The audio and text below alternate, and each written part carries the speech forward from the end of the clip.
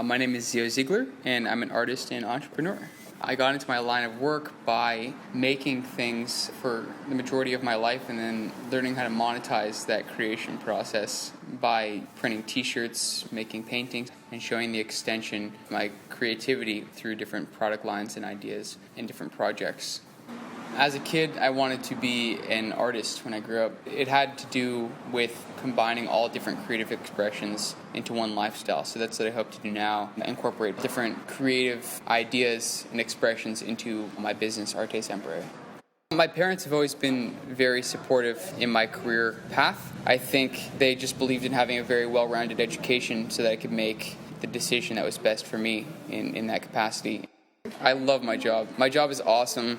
It's very much so. My creation process and my enjoyment of my career is the same as creating a painting. There's a payoff that's not necessarily linear and that you can't see at that point, but something that you enjoy by just exploring it.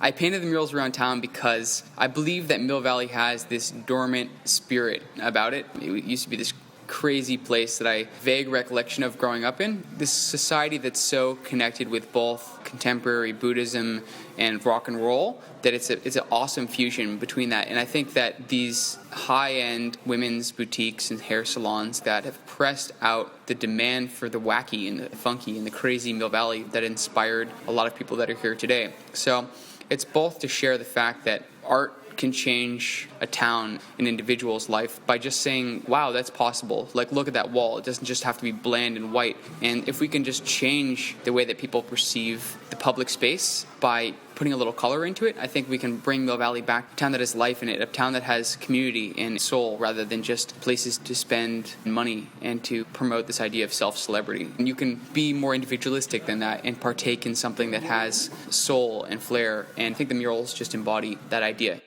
In 10 years, I'll probably be doing the exact same thing that I'm doing now. Hopefully, with the growth of Arte Sempre will come the growth of our kind of spectrum of influence so that we can have a larger effective change in the world. And our whole idea behind it is art always, art everywhere.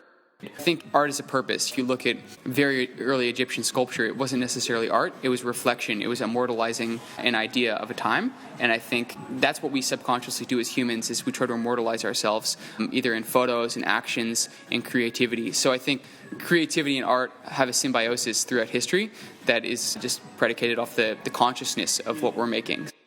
Biggest influence in my life has been my father and my mother. They have this amazing philosophy about life that's really influenced me in quite a profound way, I think. Spending time both between nature and civilization, but appreciating the transience of everything is something that parents have taught me. Can't really say I'd be anywhere without them.